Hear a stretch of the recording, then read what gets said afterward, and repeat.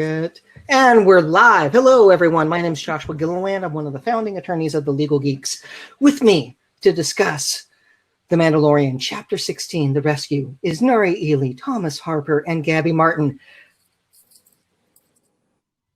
Have finished Season 2. We are ready to nerd out and talk about this amazing season, and in this episode that made me actually look at green lightsabers as gifts for my younger brothers. So they wouldn't get there in time for Christmas, but yeah, it was that fun. So let's talk about all the great legal issues that we have in The Rescue. And yes, we are calling this episode The Rescuers on purpose because of the 1977 Disney film.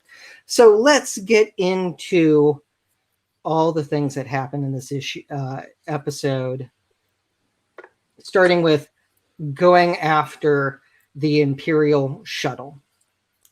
Now, they fire on it, they disable it, and then they board it because they're taking that as a war prize so they can sneak on board a Imperial ship. It's a solid plan. We've seen stuff like this before. Let's talk about the legality of boarding a foreign flagged vessel and taking it. And Nari, do you want to take the first shot at this? Sure. So I am not as much of an expert on the law of the sea as you, Josh, or the law of war as you, Tom. So I will ask you to pretty quickly take this one over. However, I will note, though, that there is such a thing as piracy, and this is a query for you, Josh, which is it so? Boba Fett, although and we're about to get into this, this operation, either this part about boarding the Imperial shuttle or boarding the light cruiser, could be interpreted as an act by the New Republic, at the beginning, or later maybe an act by the Mandalorian state, something like that. So let's just assume for these purposes that this is an act by the New Republic. Boba Fett is flying around with New Republic officer on board, Cara Dune. Are they allowed to do this, or do they have to also be flying colors to not be pirates? Yeah, that's radically complicated. So I think we do need to discuss what is the nature of this operation in order to determine whether or not that's lawful for what they did. The Imperial shuttle is easily identified, right? I don't know if they're literally carrying a flag or painted with an Imperial symbol, but they're clearly easily identified. I don't know I would say the same about Slave One. This gets into, is he like a privateer at this point? So let's break down the issues that we have. Is this action like Din has put together a team who are acting as bounty hunters to go after Moff Gideon because he's accused of war crimes? The New Republic wants to capture him. So is this a state or lawful action under that view?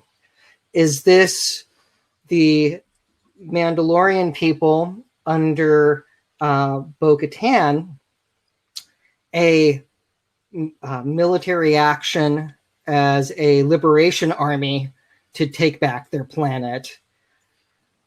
Or is this something else that's completely unlawful just with piracy? Or is it all of these things at once? In a way, you could argue that this is pirate on pirate crime. I mean, if we're going to go down that route with the Remnant. But yeah, it's very different. The two tracks, Nari and Josh are absolutely right that the analysis is not necessarily straightforward, but it does start with what authority these two parties have, and really what authority Boba Fett and his crew are operating under. I personally think it's a stretch to say they're operating under the flag of the New Republic, even if they have a marshal on board. I think it's the co-opting of, or the partnering with local officials and deputizing folks to help expand the reach of the New Republic, I think has its limits. And I think even Carson Teva and Trapper Wolf would say, whoa, we didn't intend for you to be like a moth out here patrolling a sector and trying to do good all over the place. We just wanted you to keep Navarro safe. So I think they're at the outer limits of whatever minimal authority she had with that badge. But that being said, if they are in any way like considered a New Republic vessel or something like that, something with authority, the law of the sea would kick in terms of their ability as a lawful military force or an extension of it. And it depends on how you classify the remnant.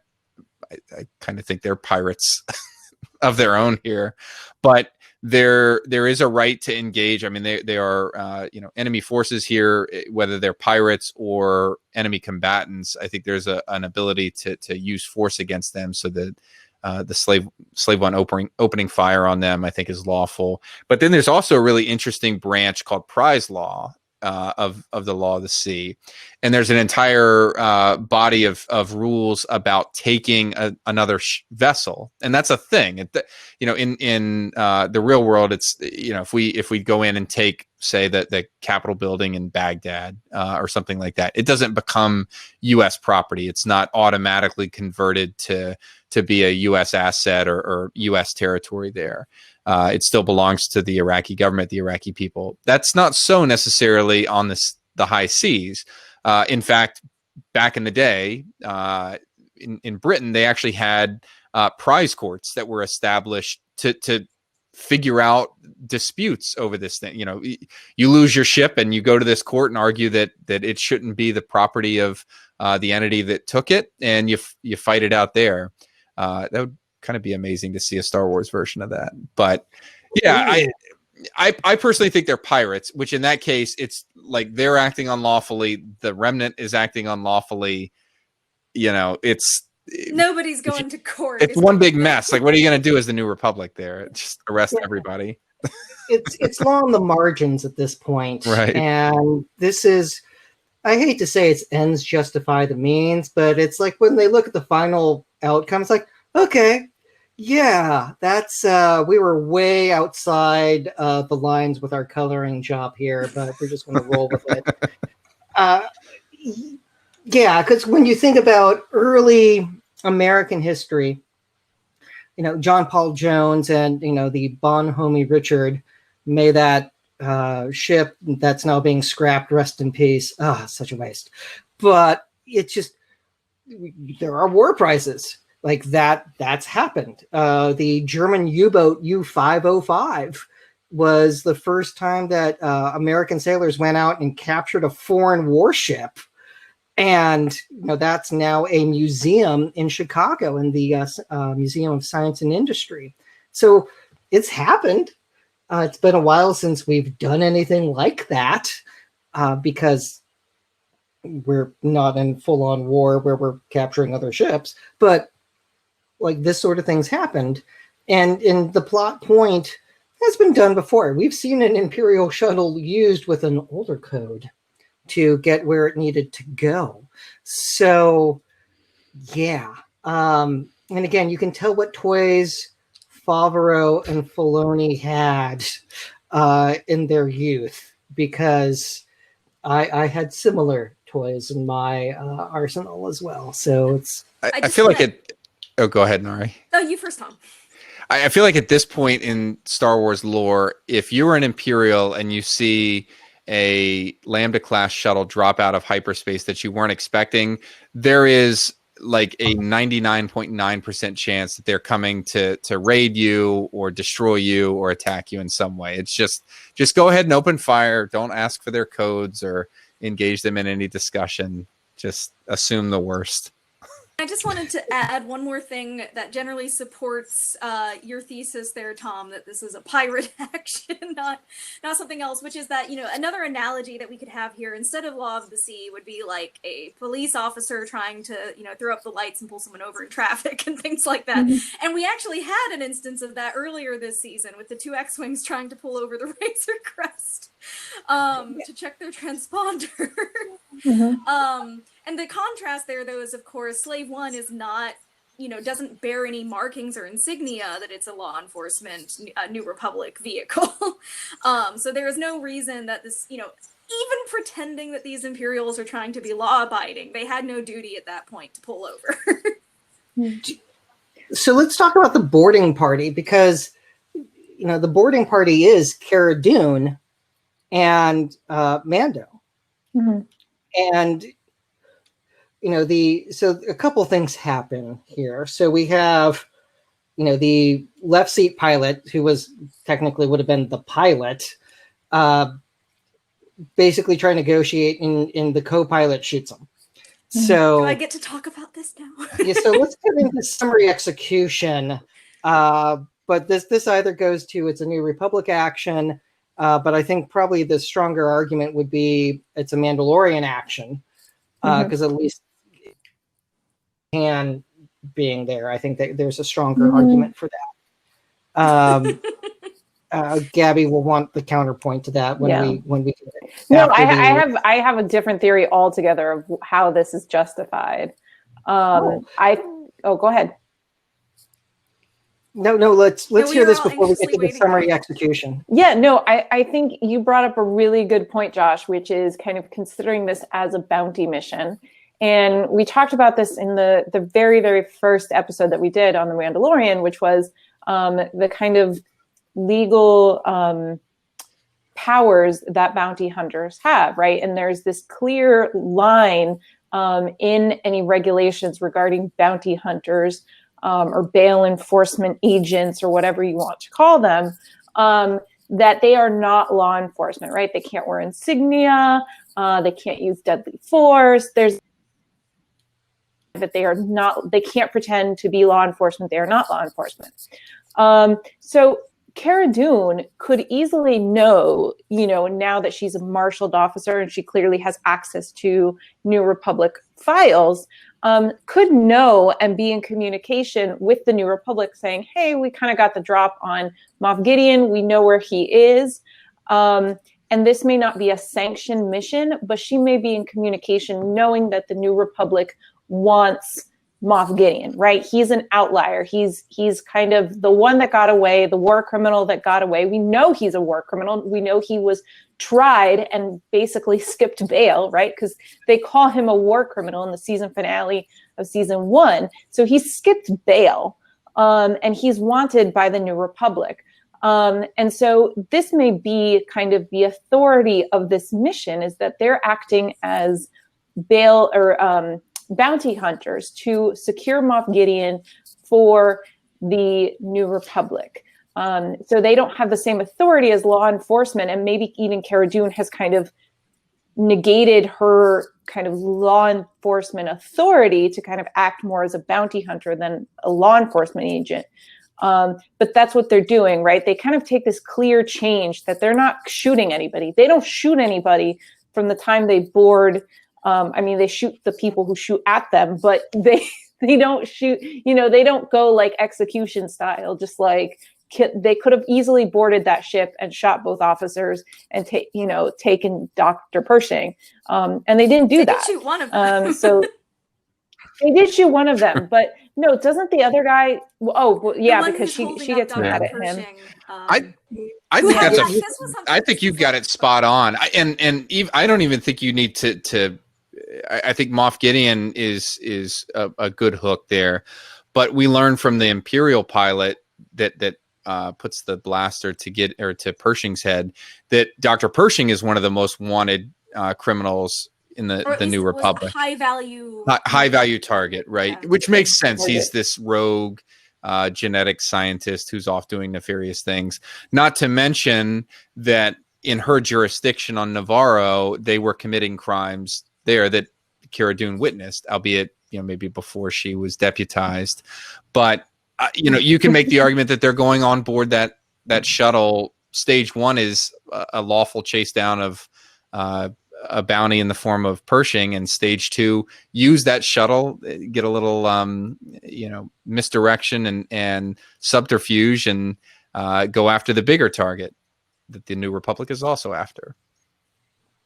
Well analyzed. Well, let's talk Before we about. move on, can I just geek about one thing, which was I thought it was hilarious. This co-pilot that had literally half a plan. The plan, half of the plan was I hold up Dr. Pershing. Nothing after that. Just taunt your enemy. Taunt the one person with the heavy repeater blaster and a real emotional weak spot. But wait, sorry, Josh. Can we get to the summary execution now? Yes, and then we're going to get into defense of others potentially, or why not to taunt someone who's a sharpshooter. And Nari is way too excited about murder. Just yeah. I'm excited about talking about why we don't do this. But anyway. So I'm only excited because the topic of Nari, you're turning into a red flag, but yeah, keep going. Oh, sorry. Okay, Keep going. sorry. I'm only excited about this because this has come up a few times. I finally buckled down and did some research. And Tom, you're welcome to correct me if I say anything that sounds slightly incorrect here. But because this has come up, even in this season, at least one other time, which was the, officer aboard the, I'm trying to remember what it was called. It was some kind of cruiser who killed his two pilots, right? And then killed himself using his little suicide molar.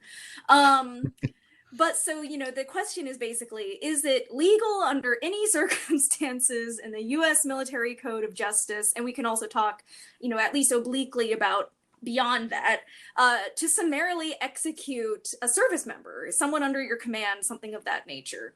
And basically the short answer is no. But there's some interesting history about that I'll just touch on briefly. So while, undoubtedly there were summary executions in military history, possibly US. I wasn't able to find anything specific about like when the last summary execution was in the United States. If we define summary execution as, an execution based solely on the order of the local commanding officer, we haven't had that for at least 100 years. So we have, though, had what are called like drumhead trials and executions following those since at least as recently as World War I. And in fact, a specific incident in World War I led to the creation of the now modern Uniform Code of Military Justice. So this is why we don't have summary executions, is because I think, Josh, you like to say this, we have these laws because bad things have happened. So basically, without getting into too much detail, because we could talk easily about this particular incident for a long time. In 1917, 13 U.S. servicemen of color were executed by hanging in Texas following a drumhead trial. The story behind it all is pretty lengthy, but as you can guess, Jim Crow plays a starring role. It's a really, really terrible affair. And they unfortunately got executed before anyone else could step in, because this was, again, a drumhead trial. It was basically a mass trial, a show trial, and were executed very quickly thereafter. There wasn't any ask for approval to the national, what would that be? Judicial advocate? Tom, what's the name of that? Judge advocate? I think judge advocate. Yeah. Yeah, Judge Advocate General or the President. Shortly after that, there was a Department of War order that went out saying that all orders of execution had to be approved by the Judge Advocate General or the President before they were carried out. So that one fortunately came just in time to stay the executions of 4 other servicemen who had been given drumhead trials in France for quite minor offenses. So 2 of them were given drumhead trials and sentenced to death for falling asleep in a trench. And granted, it was on the front line, so, it's a little more serious than just falling asleep on duty somewhere else. But that was what they did. The other 2 failed to, or refused to show up to a drill. So all 4 of those were given trials that lasted literally minutes. There was almost no witness testimony, deliberation, or argumentation. And in that instance, though, the Judge Advocate General and the President decided we're not going to allow these executions to go forward. There was some deliberation for a few years afterwards. And then in 1920, we get the Uniform Code of Military Justice in its first modern iteration. And that one said that you can still execute soldiers. So the death penalty is still on the books for about a dozen offenses in the UCMJ, including what would be most relevant here is cowardice in the face of the enemy. Technically misbehavior, but cowardice qualifies. That's Article 99 for any legal geeks out there. However, it says, maybe punished by death or any other punishment ordered by a court-martial. And court-martials under the modern military code of justice are in fact real courts. They have substantial guarantees of independence and rights for the accused. So while they're not civilian courts, and they don't necessarily carry all of those kinds of procedures that you might expect, they do carry really substantial guarantees of due process. You just can't.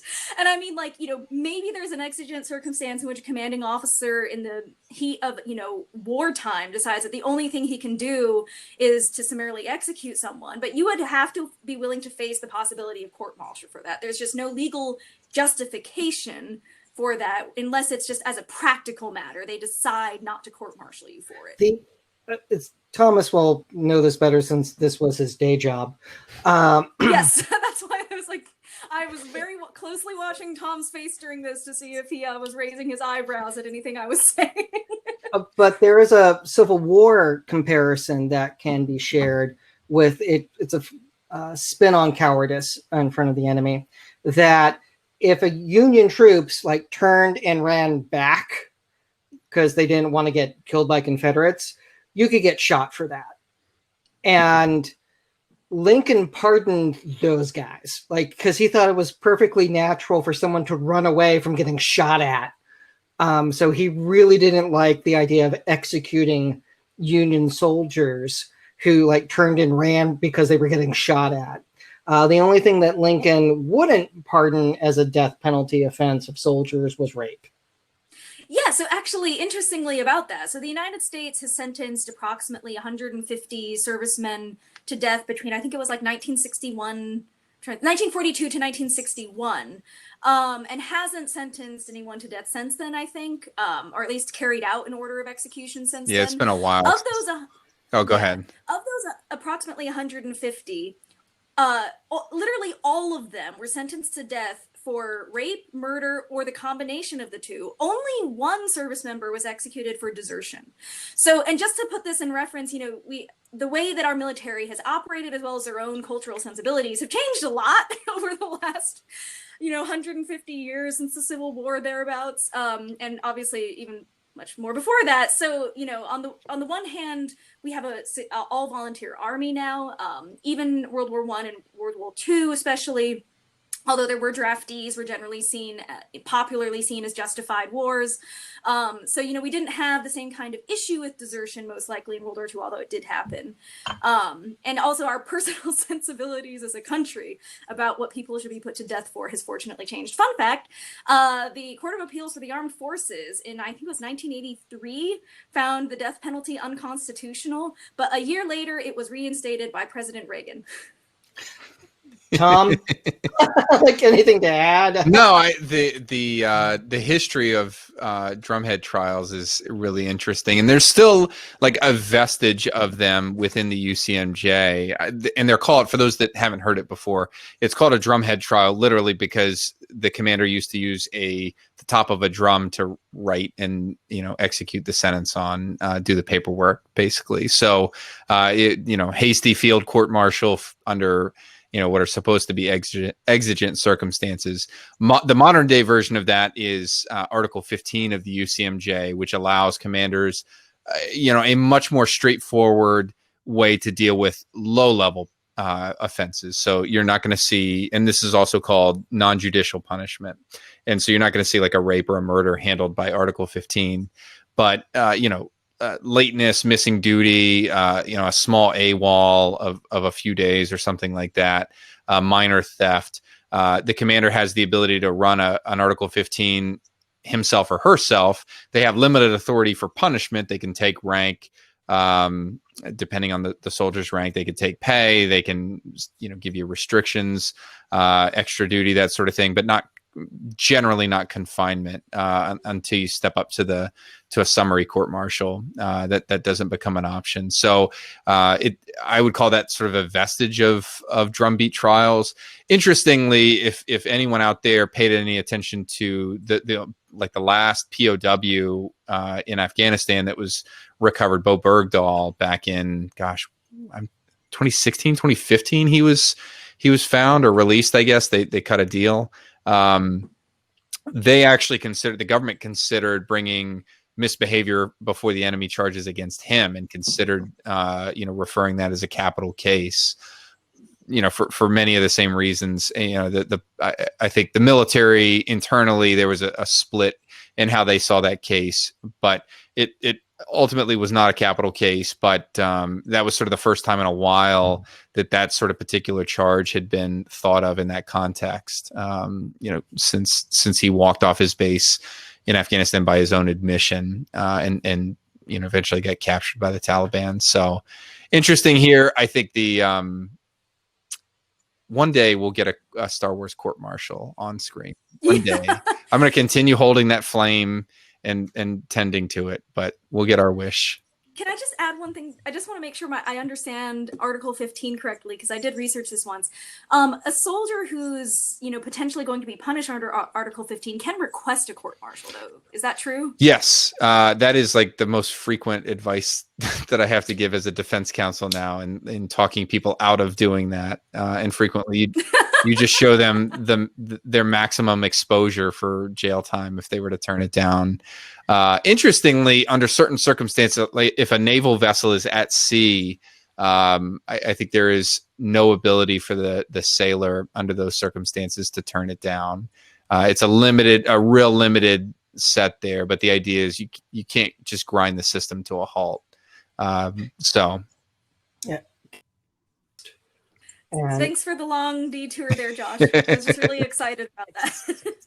About how we don't summarily execute people, Gabby. yeah, but Dune almost does. So let's get into the issue of Pershing is being held as a human shield at this point, which probably does motivate him to turn collaborator, or he feels liberated, because again, when you're being used as a human shield, that might affect your feelings. Just going to go out on a limb there.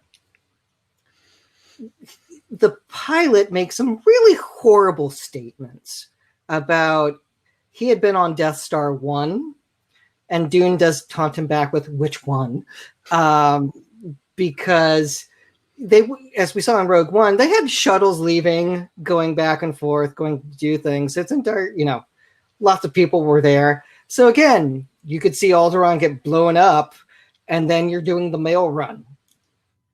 It's like, now we're going to go pick up some supplies. We need some more motivators. So like they go do a supply run, and that's when the Battle of Yavin happens.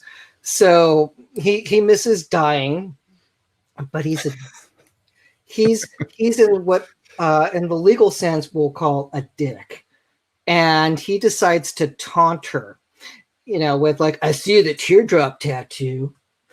It was Tom, do you remember the exact quote of it was necessary to blow up Alderaan to stop terrorism? I can't remember the exact quote, despite having seen that episode now 5 times. I've lost count, but yeah, but I will say it's the first time that I know of that we've heard the rebellion discussed in those terms on screen in a movie. There may or may not have been something in Rebels, but that was neat to hear, and it felt like a needle.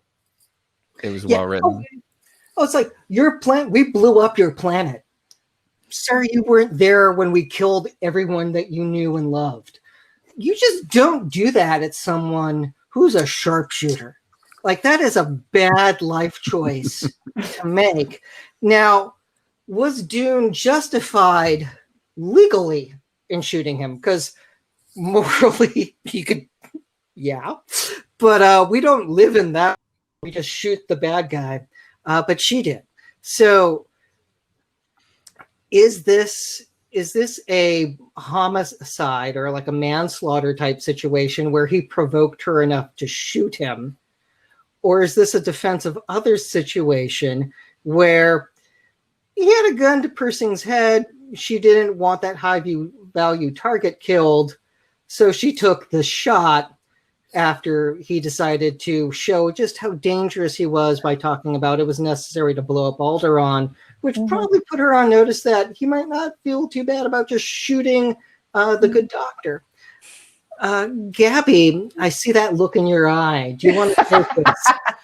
I was thinking, this is kind of a good parallel to the same kind of reaction we saw with Bill Burr's character was it already the previous episode? That we were talking about the heat of passion mitigation, right? And so it's still a form of murder, right? It's getting knocked down from a murder charge to probably a manslaughter charge. It depends on your jurisdiction, depending on how your state kind of categorizes degrees of murder. But not that you should go be considering this. Like, don't, if you are considering it from a defense perspective, that is what we are talking about. But no, heat of passion, this is kind of another form of that, right? Bill Burr's characters was kind of triggered by an almost PTSD reaction, right? That you can see him kind of getting angrier and angrier and angrier. And finally, and I can't remember what the kind of triggering snap line is that the Imperial officer says to him, but that's what kind of forces him to kind of snap and shoot the Imperial officer. Here too, you can see it in, granted, Gina Carano is not as good an actor as Bill Burr, I think. But you can kind of see it in her face that she's getting taunted, right? She's getting taunted. And again, that heat of passion threshold is what a normal person would react to, right? It doesn't consider the kind of reasonable person standard. So it doesn't, if you're a hypersensitive individual, that's not the measuring standard here. But anybody who's being taunted about their planet being blown up and being called terrorists and, kind of again and again and again and again, you can kind of see why she snaps. So I think she was not necessarily justified in killing him. I don't think there's, you can't really say that that Dr. Pershing was, yes, he was in danger, but, and she's a law enforcement officer, which you could consider her using kind of deadly force to save the victim. However, I really think that if she is charged with some form of murder, she can mitigate it down with a heat of passion defense, because I don't think they went on to that ship intending to kill anybody. Incapacitate them, yes.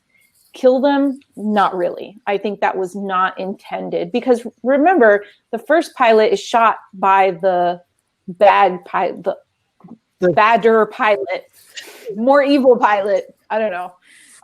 The first pilot who is shot is, like, to me, the soldier in the mess hall just holding his tray. He's just there. He's just doing his job. He doesn't want to die for the Empire.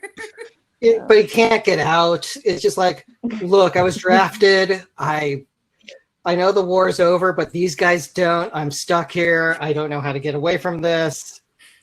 And Indeed, I've looked on Indeed. There's no jobs available.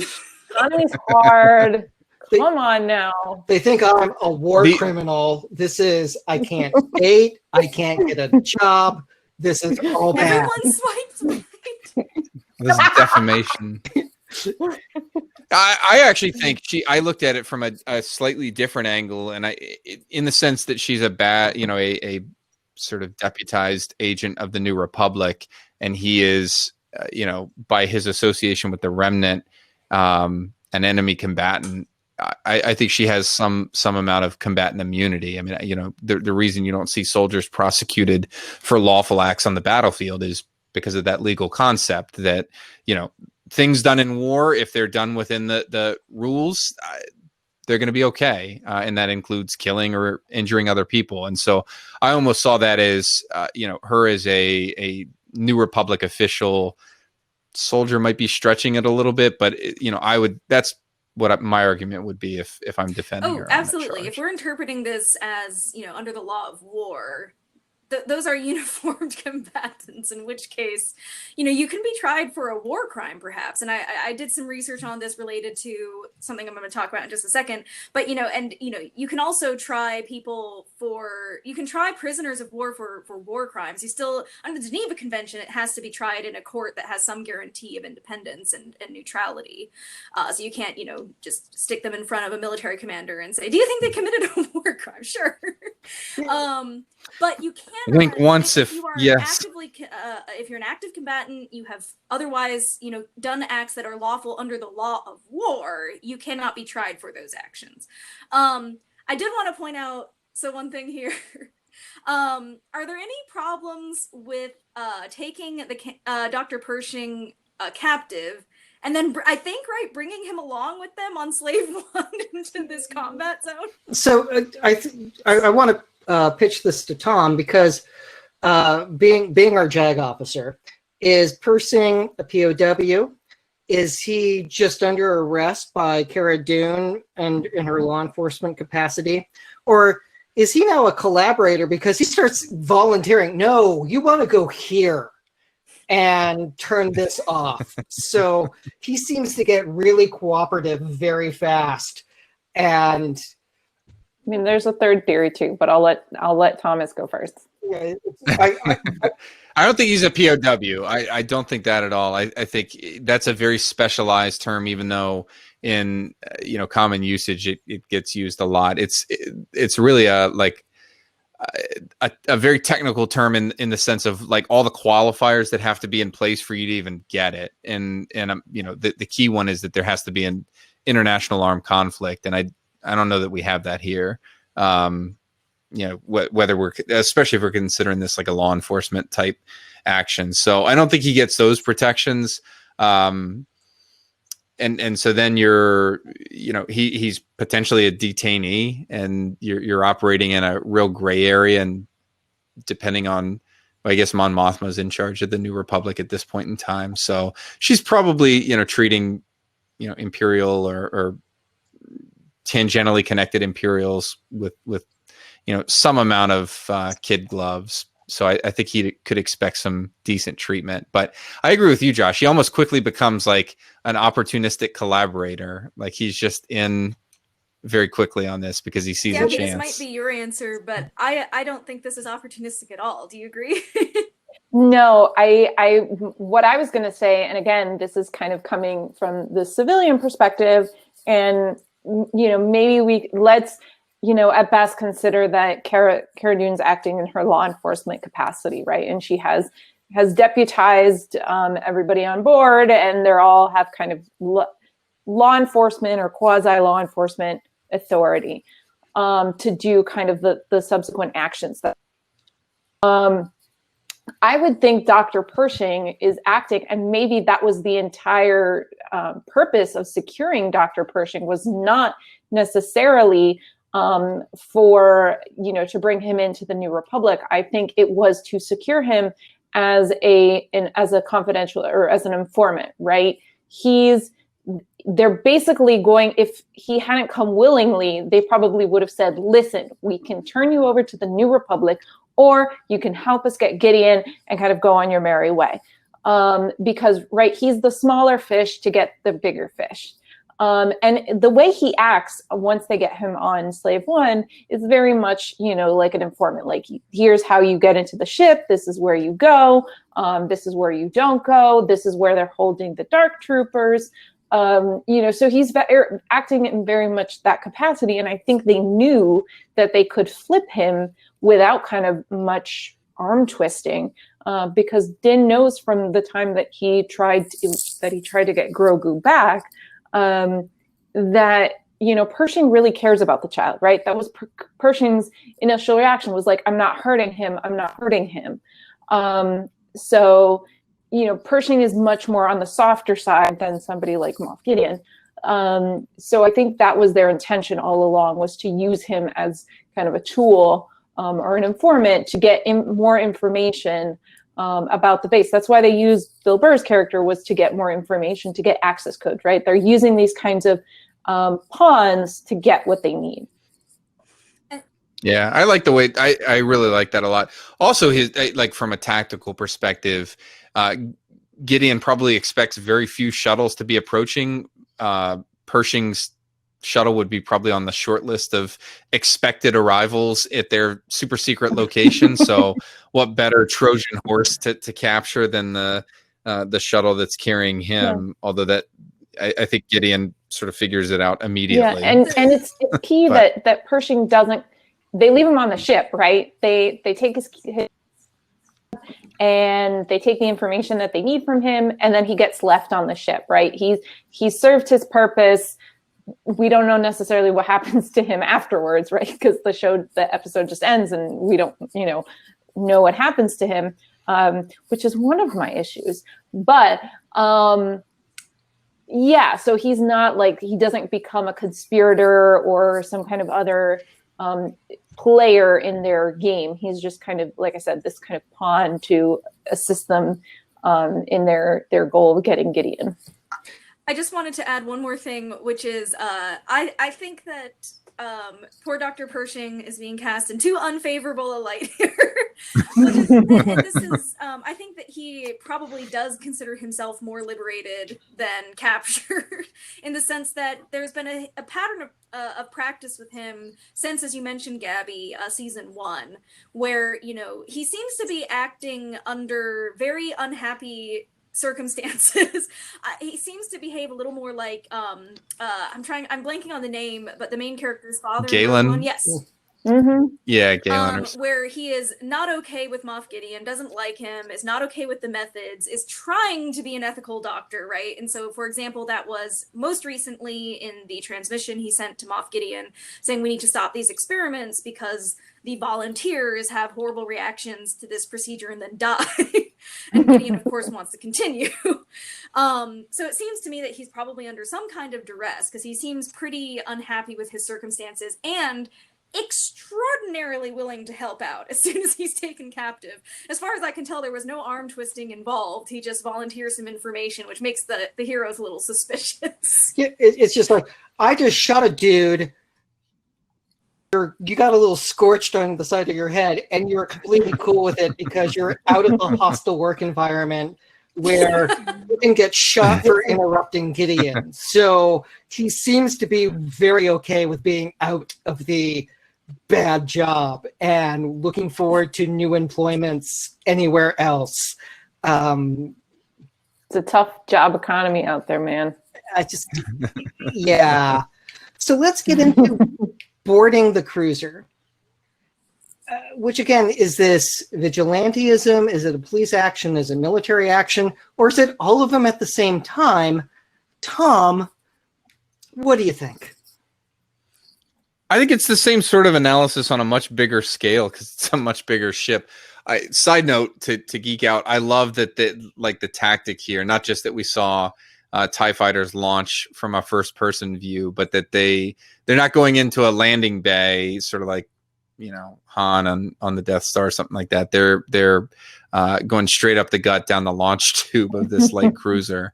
But I think it's the same sort of concept, that we talked through with the shuttle and the same sort of authorities. The compelling one to me is going after a bounty. I really like that analysis because I really think it's a stretch to say that that Kara has assembled this posse as a local law enforcement officer, and that somehow her jurisdiction is now expanded to wherever this unknown patch of space is, and she can just go after a guy who committed a crime on her planet wherever she wants and cause whatever destruction comes with that. That just sort of seems like a little beyond the scope of what the New Republic would want. And I think this is the first we've seen a launch tube with kind of a Battlestar Galactica-esque launch of TIE fighters, which again, that's a good comparison. Yeah, because again, we've seen them come out of the lower bay for the last 43 years. So this seemed to be a new method we haven't seen before. Then again, we really haven't seen this class of ship, maybe outside of animated series. And even then, I don't remember a launch tube, but there's a lot of content to go through to verify that. But it's a great way to block other ships from being launched. To do a crash landing to block the tube so they can't launch other aircraft. It'd be like landing on an aircraft carrier backwards, that instead of going from the stern to catch the third wire, you come across the bow and land that way to into all the planes waiting to get launched. So like they sorry guys, we're getting shot at. So we came in hot and screwed everyone. So again, raises the question, how many pilots were on board and how many TIE fighters were still there? And did the 4-person strike team literally take them all out? Because that's impressive. But again, they did say it was a skeleton crew. A skeleton crew, except for they didn't know about the Dark Troopers, I think. Well, but I think you're right that it was a skeleton biological crew. Yeah, and they do discuss that in the old days versus now. So they have lost people. Yeah. Now there's all the fighting that takes place, but when we get to the brig for Daddy's home to get his kid, we have Din and Gideon discuss terms for, you can keep the Darksaber. I just want to get my kid. Nari, did you enter this analysis? I did. Okay.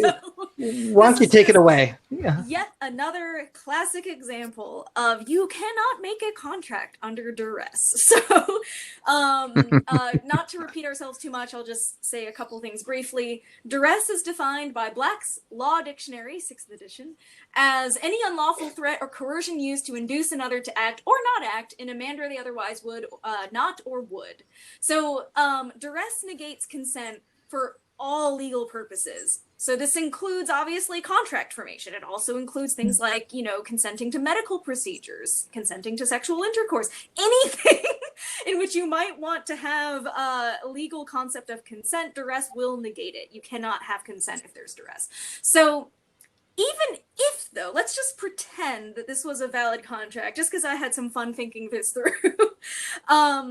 Naturally. Gideon obviously breaches the contract, right? So there is an agreement, and this kind of happened before, I think, when Din made the agreement with the random bounty hunter on Tatooine. Leave the kid, I'll give you the jetpack. Another contract under duress. In this instance, though, Gideon is the one that clearly does the breach, as opposed to Din firing off the rocket launcher, which we had fun talking about, is still technically within the letter of the contract, just maybe not the spirit of it. But in this case, Gideon clearly breaches the contract when, he attacks Din in the back when Din is trying to retrieve Grogu. So just as a little fun side note here, does that relieve Din of his obligation to perform his end of the contract? Gabby, you're nodding yes, that is correct. Yep. He doesn't have to leave the ship now. That is classic. Oh, sorry, go ahead. Yeah. No, that is classic bad faith. Yes. When it's this weird kind of catch-all term in contract law where you're basically like, if somebody doesn't act like a reasonable contractor or a reasonable party to a contract should, they're acting in bad faith. Or otherwise, if they're acting like a jerk, they're acting in bad faith. And I think, Gideon kind of walking around and saying, yeah, we're totally cool. And then, attacking Din from behind, classic.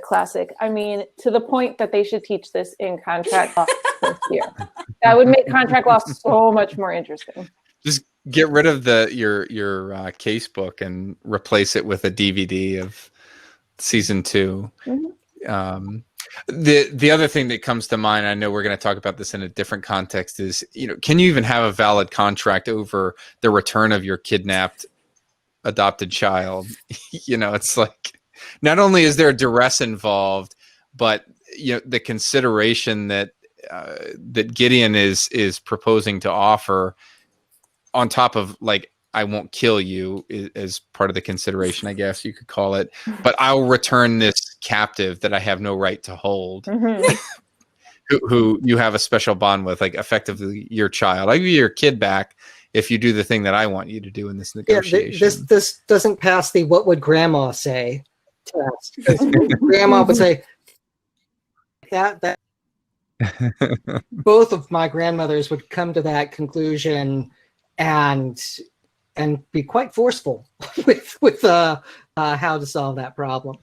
Now we then get into we're talking the law. We're not going to go through all of the plot points right yet. Don't worry. It was promised time to air my grievances. Yeah, when we get Rich captured, Grogu's in Din's arms, and Din has the Darksaber ignited, walking in Gideon, and Bo-Katan's reaction is like, what happened? Her reaction is so priceless. She just turns around speechless. I was not expecting that. So this raises the issue of like, how do we work this out? Because we can totally work this out. But is it possible to create a legal instrument such that the title to the Darksaber could only be attained through combat? And again, we do have old trial by combat cases that are apparently still good law, but we. No, there's a big difference here. There's a big difference between something not being expressly overturned or struck from the books and still good law. This is dead letter law. You just tried to do this before. There was a guy in Staten Island who tried it, and why am I not surprised?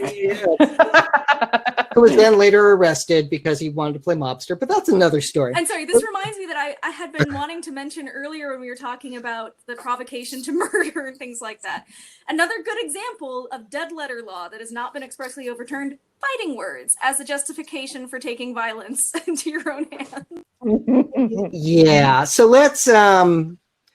let's break this down. So, Nari, what do you think? This one's a little short. I had some fun thinking about this for a second, but the legal answer is pretty short. I cannot think of a way to craft a legal instrument that would say that title to this property can only be obtained through murder. You might be able to, if we're getting creative here, and instead it's not through murder, it's through, a defeat. sport combat, non-lethal combat.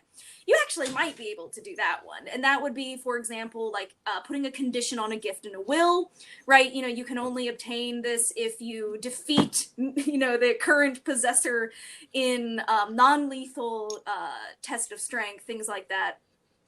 Then that might work. But if what we're actually talking about is what the actual Darksaber is, which is you have to obtain it on, in battle and where lethal combat is at stake, you can't contract against public policy. And that includes conditions on gifts in will. So if anyone out there was thinking about putting a condition in their will that you have to murder someone to get this property, you can't do that. It won't work. Well, here's the thing. Gideon's not dead. He was merely defeated. So the issue is defeat in combat. However, have to be real combat. That's the thing, right? Like if we're going with the real spirit of the Darksaber, even if people don't die, it has to be mortal combat. You could die. Yeah. And in that sense, unless, again, like I said, unless you're getting a little creative here and we're playing a little fast and loose with the rules about the Darksaber, I don't think you can make an actual legal instrument for this. This is just cultural tradition, story, as they put it. It's, I'm not saying they couldn't do this in the Star Wars universe or have a story surrounding an artifact even in our world, but you couldn't accomplish this through legal instrument. Yeah, and I think that's it's, you can look at what Gideon says about it through that lens, in terms like the legal lens, because he says that saber itself has no value, right? It's just a Except thing. for being a lightsaber. Well, except for being like a really cool thing that I hope they make into like a high-end collectible so that I can have it and hold it and sleep beside it. But anyways, I digress. Marissa may or may not be watching this. But you could look at it as the legal title to that item, that piece of property, is irrelevant to Mandalorians or to the tribes, whoever still exists out there. The value that they attach to it is, as you say, Nari, the lore of it. And you know, you can be the legal owner all day long, but if you didn't meet these cultural conditions to it, we don't care. We're not going to follow you. And good luck getting us to do anything that you say. So yeah, problematic. Now But I think I just wanted to point out that Din can do. I mean, obviously, you know, there's the cultural significance of Darksaber, but we could have Din's imaginary little Babu Frick style lawyer pop up and draft a document to bequeath the Darksaber to Bo-Katan, and because somebody doesn't have to die to bequeath something to another. So, you know, his little, you know, Babu Frick lawyer could have popped up, drafted a document, two of them, that he handed it over, obviously barring any kind of cultural and Darksaber, but that totally could have happened because you don't have to necessarily die to give something to another person. As far as, you know, it is mine and now it is yours and your heirs for all of it. Because it wasn't just, obviously, it's not the item itself, it's to your heirs, you know, in perpetuity. I think that's exactly you spot on. I mean, that's what Din tries to do, and he just gets met with like, you don't know as much as you think you know. Nice try, though. Which people have raised the issue. Well, Sabine Wren gave the Darksaber to Bo-Katan. Why did that work? And I think the issue is Bo-Katan. So Bo-Katan lost it to Moff Gideon somehow. Whether we don't know. But you mean Sabine didn't lose it? Yeah. Well, Sabine won it or found it. Let's not get into all the details from Rebels. Sabine had it, learned how to use it, ultimately gives it to Bo-Katan. I think that works because Bo-Katan was not the one who lost it to Darth Maul. And I think that's the big difference, because Bo-Katan lost it in combat or how they were attacked in the Night of 1,000 Tears. Whatever the situation was that Gideon got it in his possession, it's because Bo-Katan lost it. She probably has to get it back through combat, according to their culture, because of how she lost it, which is why it being a gift a second time doesn't work in the situation. Yeah, maybe in Mandalorian culture, everybody gets one. Yeah. not after that. Yeah, I think that's a good theory. I think that probably explains her fixation on Gideon more than anything. That's all she cares about on this show. I mean, obviously she's after the weapon, but she is laser focused on him. And I think her reaction as Din walks onto the bridge, just like completely oblivious, like, I got him. It's just, I think it backs that point You're up. welcome. This was, yeah. What do you mean? This sword? Just take it. I thought this was well executed, and I know, Gabby, you may not agree, but I thought this particular plot point was well executed, where Gideon, you know, number one, it explains what might have been otherwise just kind of movie bravado from Bo-Katan right before they start the mission, which is, you know, whatever else happens, I don't care, but Gideon must surrender to me, which just, it could have just been movie talk, but instead it really matters. And it also explains, you know, Gideon, who is kind of, you know, I am just continually delighted by his actor's performance and his delivery of this line where, oh, you're sparing my life. Now things are interesting. And he gets to witness what happens, and he clearly delights in watching what happens when Bo-Katan realizes. Oopsies. So I have another theory with Gideon surviving that. So we saw the prior commander on the ship that got captured have the death tooth. When Gideon's marched onto the bridge, there's blood in his mouth. So that could be from the fight, or it could have been because the Mandalorian ripped out the death tooth after capturing him, which I would do. It's like, I know you guys are hardwired that you get a molar taken out and it can kill you.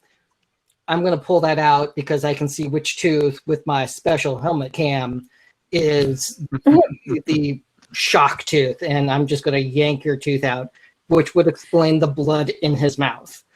And I mean, it was a lot of close quarters combat, and I can also totally see Gideon being like, you know, killing yourself rather than surrendering to the enemy.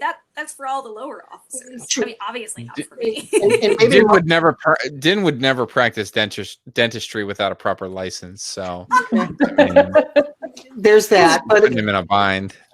But because again, we ultimately see the Moff put a gun to his head, and Dune knocks it out. So he doesn't have a death tooth, and that's either because it was never installed, or the Mandalorian extracted it. And I just want to say, isn't there a risk that that thing could prematurely go off if you had a death molar? That's an interesting product defect case. Like, what if someone grinds their teeth in their sleep? Like, you would learn to chew differently very quickly. Frank should have been wearing his mouth guard. I told him. I know.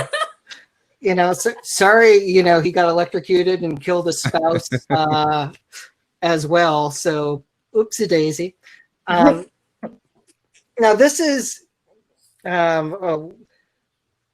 have this X-Wing fly in, and immediately I thought that's Red 5, and they're doing the thing I thought they would not do. And did Luke Skywalker have a duty to rescue Grogu? And is there a special relationship that would cause that because of the message Grogu sent out from the Seeing Stone?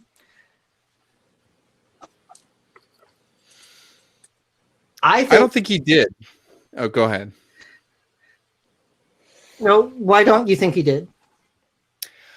I don't think he did because Ahsoka laid out. He's under no duty to respond to the call. Mm-hmm. The call wasn't a distress call, at least from the Seeing Stone. It was, hey, I am a Jedi out here and in search of a master or somebody to assist me, because he hadn't even been kidnapped at that point. And so, you know, and this goes to what Ahsoka was saying in the prior episode, which is somebody may not respond to it. They just, you know, they may hear the message, but they may choose not to come. It doesn't work like a beckon call that always gets answered. And so from, you know, I think purely in the message that was sent from the Seeing Stone and Luke hearing that with the knowledge that he would have had in that communication, I think no, that alone didn't establish a duty. Now, maybe it's a little different if Luke had some knowledge, as he clearly must have, that Grogu, or maybe he just sensed Grogu's location, that he was in trouble and imprisoned on this ship. Well, so I think, you know, if we're treating Luke here as a private individual and not, you know, some law enforcement member or first responder of the New Republic. Mm-hmm. And even there, I think in common law countries, you know, you couldn't sue, I think, a first responder who's rescuing you. But there's basically, in a common law country, there is very, very limited duty to rescue. Mm-hmm. In civil law countries, I believe, and I'm not an expert on it, but I believe there is a much more expansive duty to rescue that might encompass, you know, a minor who is not related to you, who is in danger, or might encompass people who have a special ability. And I just want to posit that if you are Luke Skywalker, you may always be under that condition. You always have a special ability to rescue everyone around you. But in common law countries, there has to be a special relationship between the person who is supposedly under the obligation to rescue and the rescuee. I think Din might actually have a duty to rescue here if we consider him to be the parent of minor Grogu. Of course, Grogu being 50 years old, we can have the age-old quibble about whether or not he's a minor. Hey, he's a child. And so there is generally a parental duty to rescue your minor children. For Luke, though, I'm having a hard time finding a special relationship here, right? I think, Tom, you were hinting at there might be a duty if this were like a distress call, because I think that at least for ships at sea, if there's a ship with a distress call, you have to render aid and assistance. but just if Luke is a private citizen, we've generally in common law countries, including the United States, decided that it's not right, it's not worth it for us to create even relatively nuanced rules about affirmative obligations that people have to take risks to rescue people. There are some laws that protect people who choose to do so. At least some states have Good Samaritan laws and things like that. But we don't have really any laws that require people to do so. Gabby, do you have thoughts? Yeah, I was just going to say, and something Nari said kind of triggered this for me, is and even if Din did hand over Grogu willingly, it's important to note what a court would consider with regarding who they find for custody purposes. And somebody who, in the kind of family law context, obviously the parent has the strongest kind of case for custody, depending on circumstances, then grandparents. So if it's a parent versus grandparent situation, parent usually has stronger pull than a grandparent. And then grandparent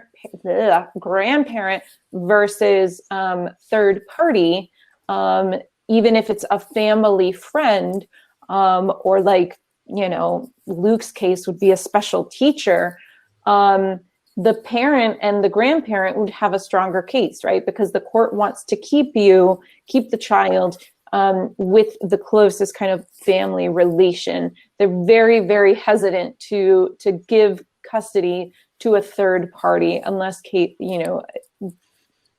there's significant kind of evidence and a case for putting that child with a third party, even if it's any sort of non-related party, whether it's a family friend or teacher or whoever. So that's just something to consider. If this did kind of go to a custody type situation, that would be kind of factors the court would consider. And I think, who knows? I think Din willingly relinquishing Grogu may pull in Luke's favor, but it'd be interesting if the court had foreshadowing to know that Luke's teaching doesn't go very well.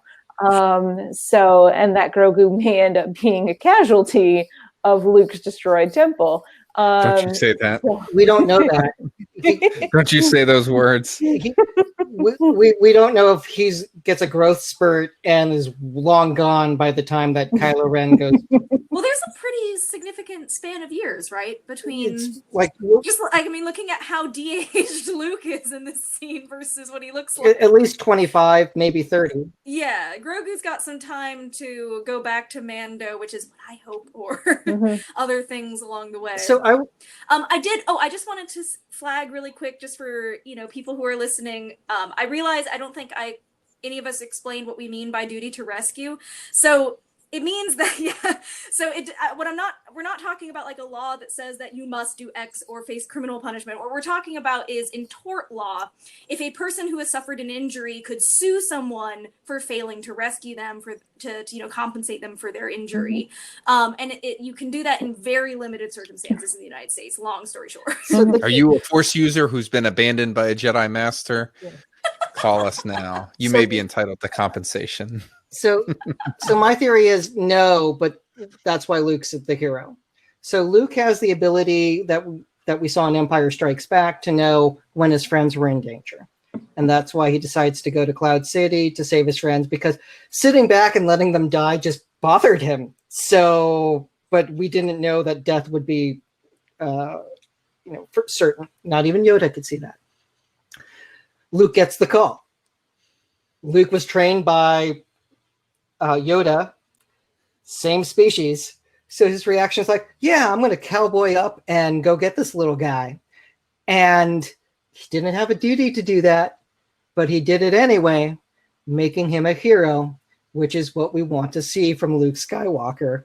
So that is why I was nerding out with the scene of Luke striding through the Imperial ship, just slicing I see Gabby shaking her head, and I think we have to give her a minute to talk here.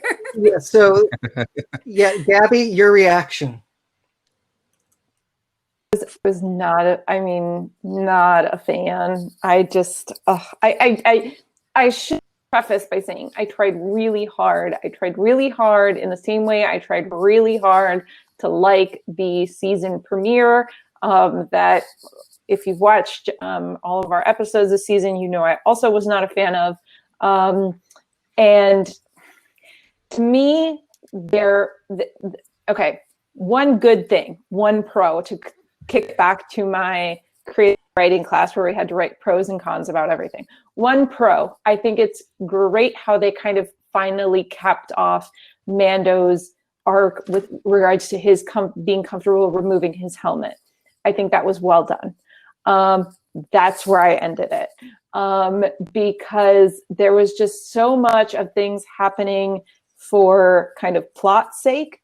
I was not happy with them kind of shoehorning Luke in there. I think there's so many other Jedi that they could have, even if they made up a Jedi, I don't care. You know that there's for Mace Windu. Yeah, to me, one of the things that made this show so special was that it wasn't really connected.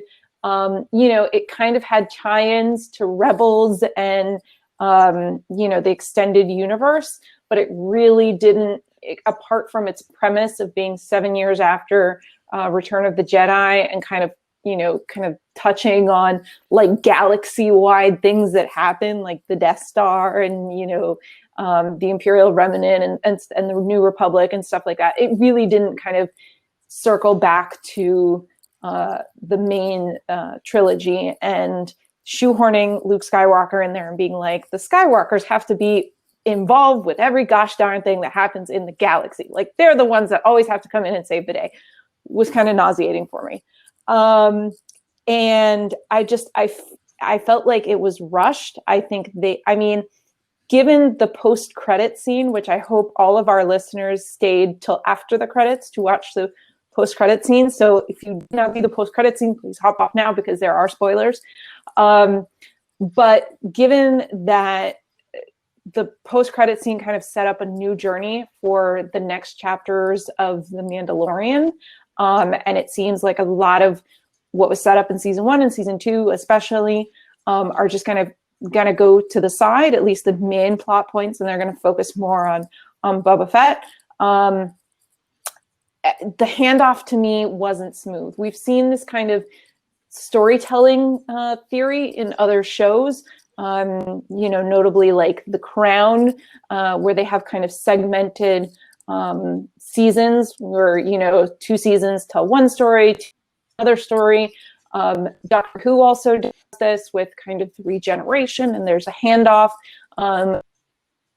playing the Doctor. I think that transition was not smooth. It felt very rushed, and there were a lot of plot points that were set up that I don't think just seemed to have been thrown in to, cause a reaction and not really pay off. It got too wide of a storytelling. So I was not a fan. I know I'm probably, if anybody listens and knows my Twitter handle, I'm probably going to get some hate on Twitter.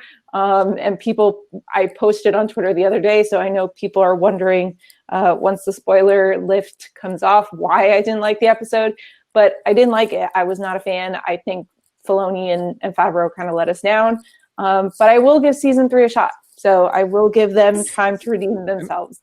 Oh, I just have a question. Is the Book of Boba Fett, is that Mandalorian season 3? Or I thought that might have been a spin-off. So there was confusion about that. know. Well, there was somebody that's associated with Lucasfilm. I forget his title. And he weighed in on Twitter and then deleted the tweet and basically said they are 2 separate shows. They have 2 separate shooting schedules. It's different. So, I don't think Lucasfilm has come out and officially confirmed it, but that was about as close to anything official that's come out in the last, 48 hours. So I will briefly just mention, because I have to hop off at 9:30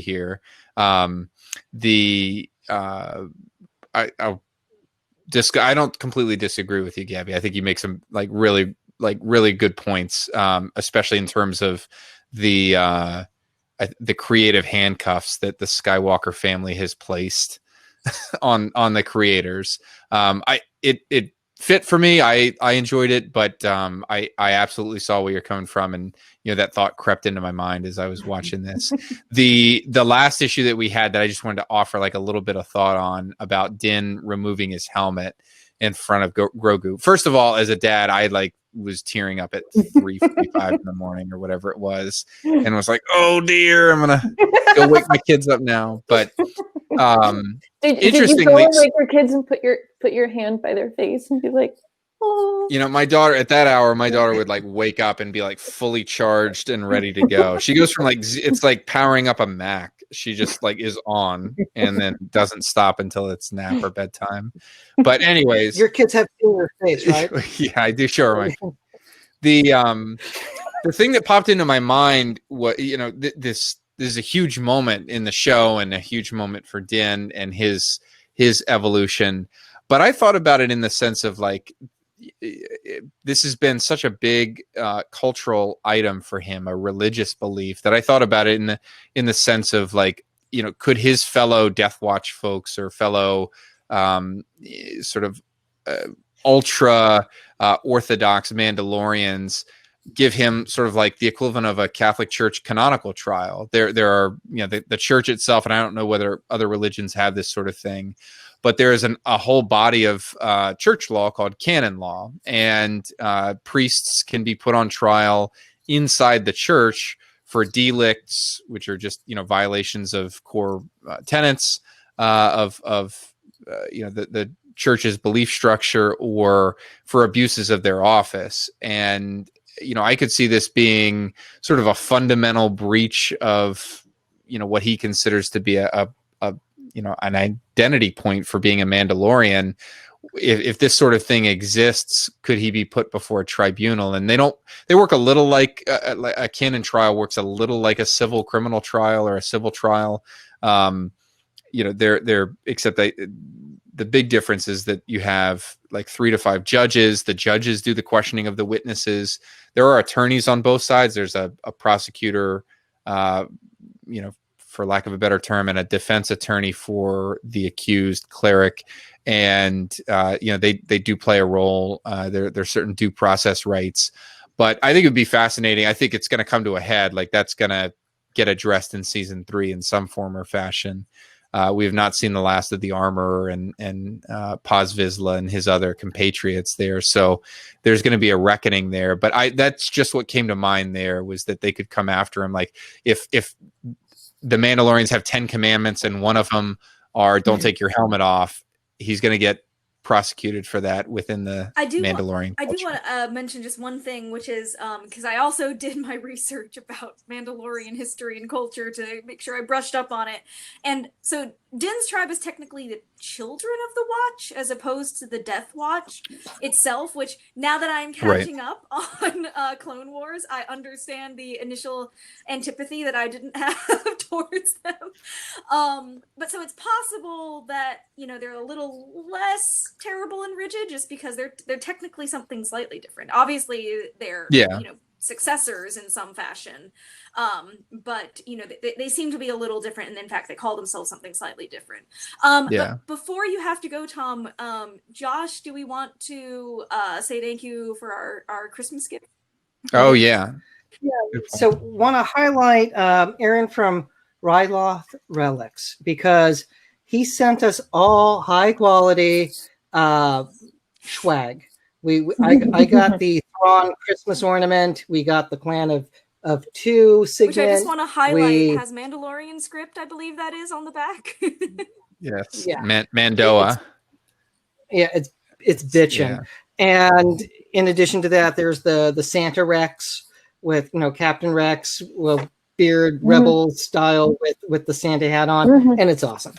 So, and the minifig of Grogu, Santa baby, totally awesome. totally. If you are listening to this and you have not checked out Aaron's shop, again, it's Ryloth Relics. You can Google it and it'll come right up.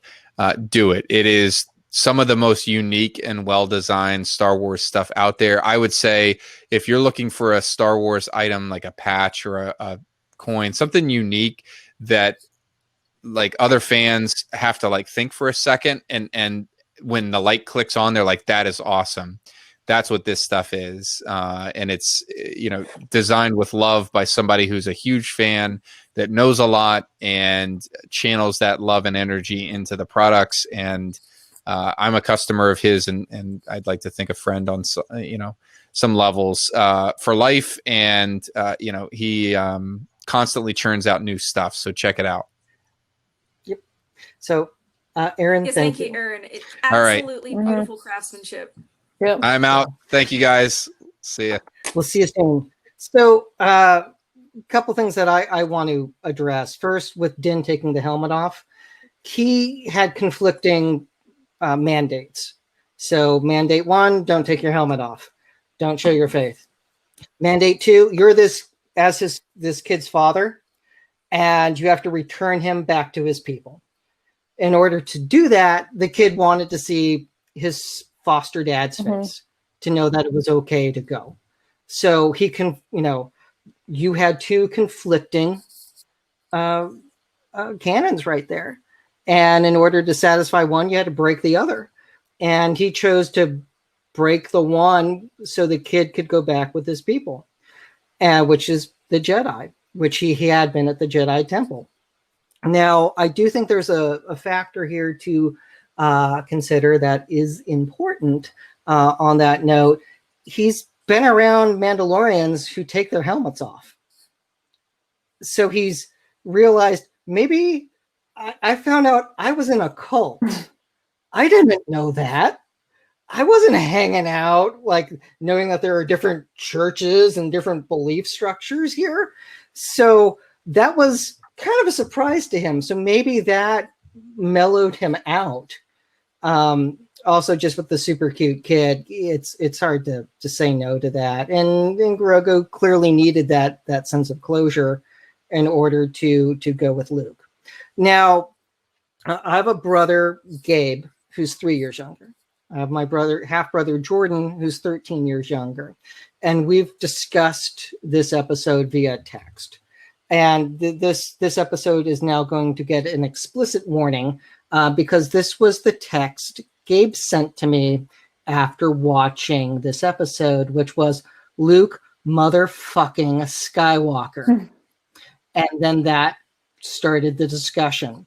Now, we'd been on record before with thinking, and Jordan's reaction was this episode had E.T. feelings. So Jordan was in tears seeing Luke kick ass. And then what happens with the child. So my brothers were very, very positive to this. And I explained to Gabe that we initially, like, my theory was it made no sense for Luke not to hear Grogu and be super weird for him not to respond. Like, we have recording of that. However, I was in the camp thinking it was going to be Ezra Bridger because that way we're bringing an animated character to live screen. And when I said Ezra Bridger to Gabe, his reaction was, "Who's that? Is that the voice actor who played Luke in one of the animated series?" Gabe had no concept of any of the animated series. Same with Jordan. Their reaction was, "Who the hell was that?" So as much as fans who've seen the animated series were thinking Ezra, other long-term fans had no idea who that was. And it still worked with Ahsoka. So like they were willing to learn that new character. But I think for the climax, it made sense for Luke just because of his position in the galaxy at that point in time. And the reactions that my brothers had really drove it home for me because they were, "This is awesome." And I think that was behind the creative decision that they made. I agree. I totally get what you're saying. Like, I think most kind of either casual fans or There's Star Wars fans who just like The Mandalorian and don't like general Star Wars. But like you said, Ahsoka kind of went over well. There, she had that kind of duality of if you didn't know who she was just this kind of new Jedi character, and if you did know who she was, it was kind of a payoff.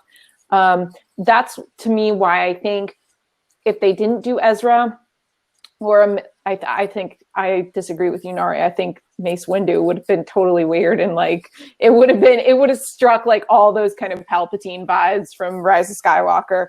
But I think they could have introduced a new Jedi. I think they could have, as long as you had somebody showing up with a lightsaber and just like there to kind of take names and kick ass, and rescue the child, I think that would have gone over just as well. And it would have kind of kept, to me, what I kind of feel is the sacred nature of, or at least the unique quality of Mandalorian. And hopefully some of the other shows, maybe not, something as kind of canon tied as the Kenobi series. But I think what's made Mandalorian special is that it tells another story of the galaxy. It kind of, you have all the galaxy is just that. It's a whole freaking galaxy of stories. And like I said, you can tell the kind of have references to those big moments, the Death Star, the New Republic, the Imperial Remnant, all of that, the Empire, without kind of, you have kind of more creative space to tell different stories without, like I said, shoehorning the Skywalkers in and making it seem like everything that has to happen in the galaxy has to have the Skywalker's thumb in it. And that just, to me, like, I would have gone with something different. I know why they did it. Plus my other disagreement with it wasn't just that it was Luke.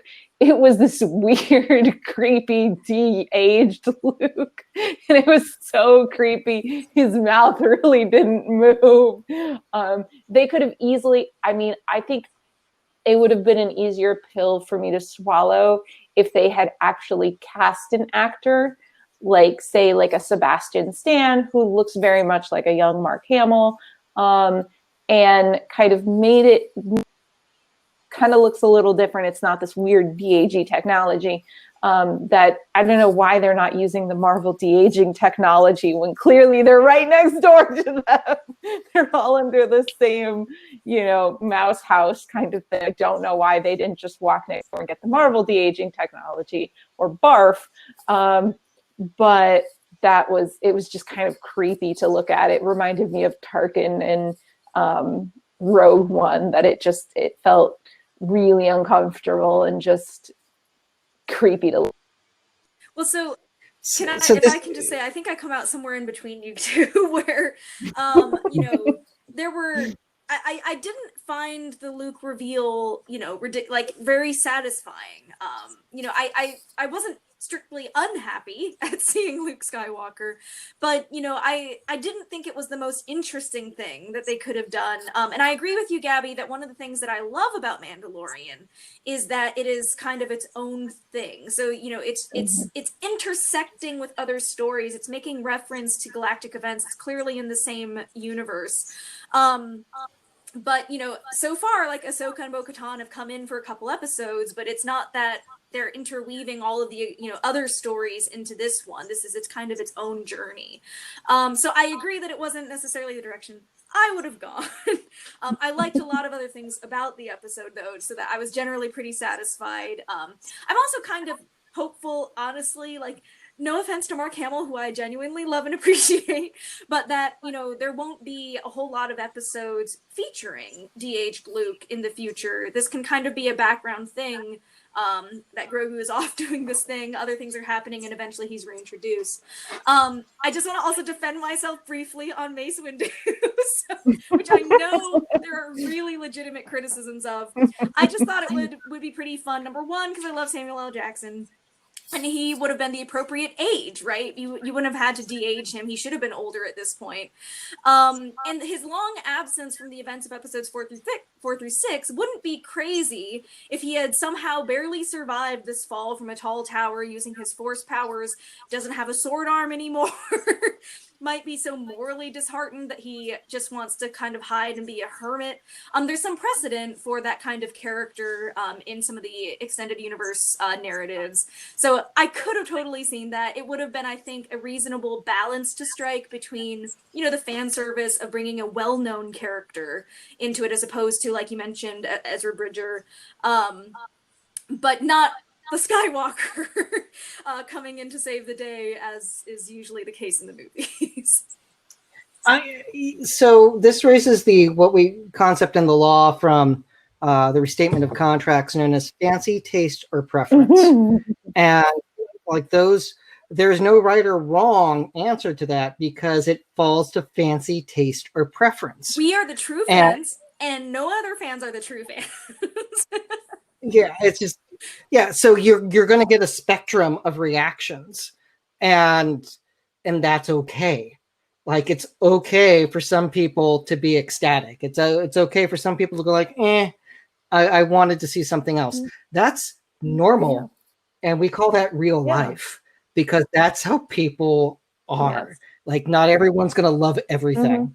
And I will tell you, my dear colleagues and fellow Star Wars Connecticut politicos, we have varying opinions on Star Wars.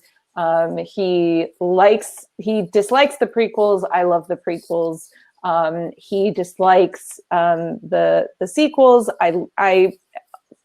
There's some things I didn't like about them, but I generally like them. And he really, really loved this season finale, and I did not. And one of the things we were talking about is, will we ever find something to agree upon in, our kind of mutual Star Wars love? And it was like, yes, we both love Baby Yoda. We can agree that Baby Yoda is superior. And I think one of the things I mentioned to him is we can all agree that Star Wars is good. Like, overall, any opinions you have, Star Wars is good. And the reason we critique it, the reason we have such high expectations of it is because we love it so much. And because we want it to reach its full potential. But we can all agree on this kind of mutual love of Star Wars. So yeah, just, don't get into the whole, you are a Star Wars fan or you're not a Star Wars fan, or you're a better fan or not a better fan. Yeah, that's not the point. It's okay not to like something. It's okay to love something. Like, that's real life. That said, there's Brian Young, who's on the Full of Sith podcast. Great guy. He wrote a nice summary article, and his reaction to the end was Boba Fett was a spinoff. I think it was IO9 or Gizmodo wrote, they had their article with, we don't know what this means. And they reached out to Lucasfilm for comment on, is Din Djarin's story done? And now the next chapter, because the episodes are called chapters. Yeah. So have we been reading the book of Boba Fett all along? Yeah. So there's, I personally am not into the underworld story. So like, Boba Fett doesn't do anything for me. Yeah. Still watch it because it's Star Wars and I would give it a shot. Again, fancy taste preference. The idea of liberating Mandalore, I'm like, if that's where they're going, like, I'm on board with that. If that's the next part of Din's journey, as finding out that the culture that he was rescued by, and finding out that it's more diverse, what will he do when he learns about Satine? Like, what's his reaction to all of that? Which before I forget, I do have to kind of posit this theory that I saw on the interwebs.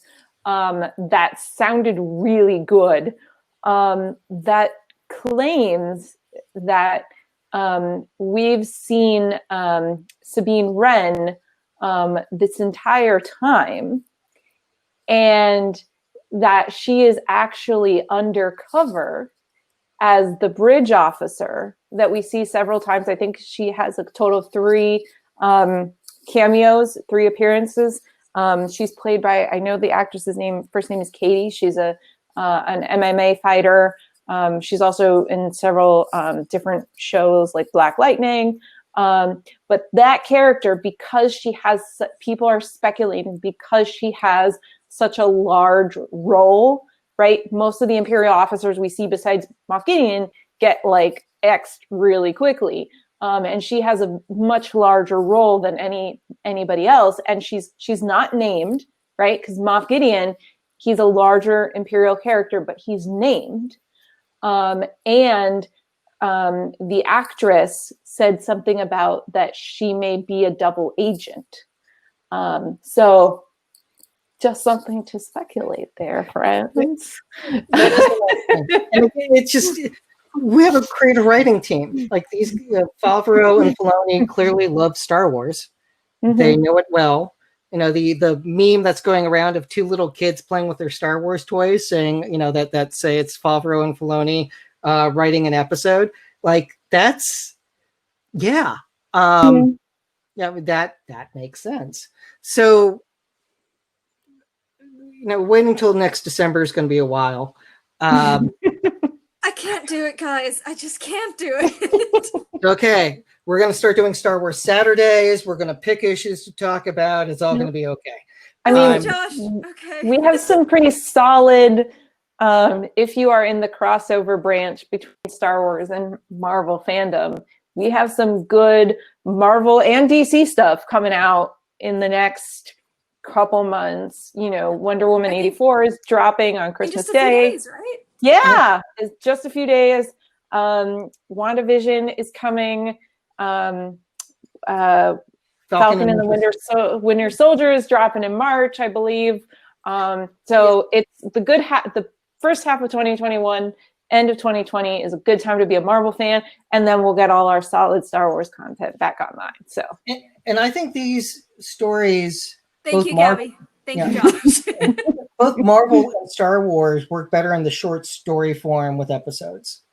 Don't get me wrong, I do love a big movie. Like, I'm not saying I want those to go away, but the idea of seeing Sam Wilson and Bucky Barnes week after week, political spy thriller, I'm like completely on board.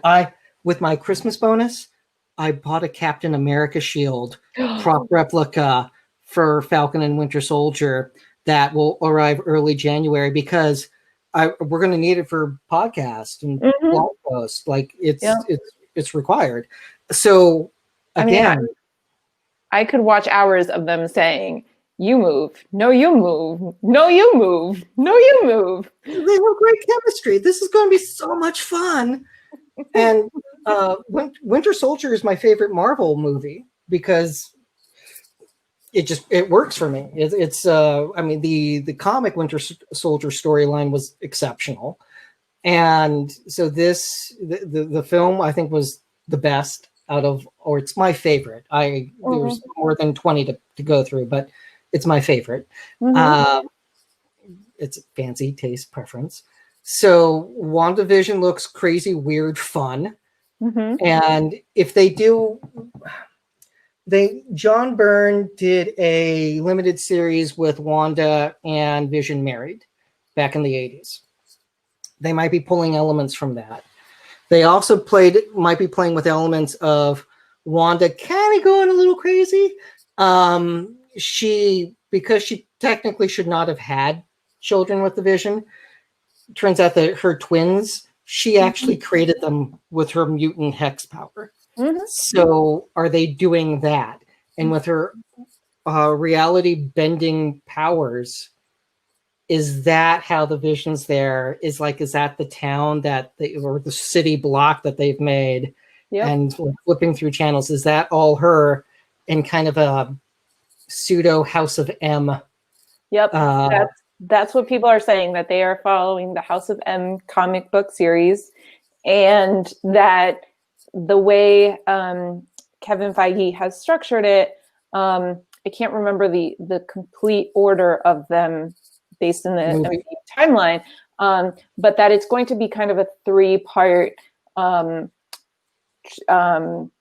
3-act series. So starting with WandaVision series, then I believe the next one will be Spider-Man 3.